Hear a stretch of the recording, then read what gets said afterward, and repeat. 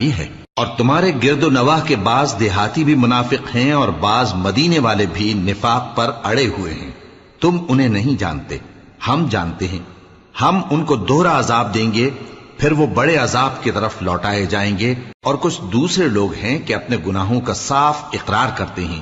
انہوں نے اچھے اور برے اعمال کو ملا جلا دیا تھا، قریب ہے کہ اللہ ان پر مہربانی سے توجہ فرمائے، بے شک اللہ بخشنے والا ہے، مہربان ہے۔ ان کے مال میں سے زکوٰۃ قبول کر لو کہ اس سے تم ان کو ظاہر میں بھی پاک اور باطن میں بھی پاکیزہ کرتے ہو، اور ان کے حق میں دعائے خیر کرو کہ تمہاری دعا ان کے لیے موجب تسکین ہے،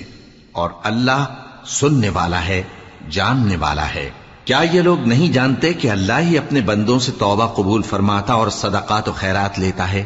اور یہ کہ اللہ ہی توبہ قبول کرنے والا ہے، مہربان ہے۔ اور ان سے کہہ دو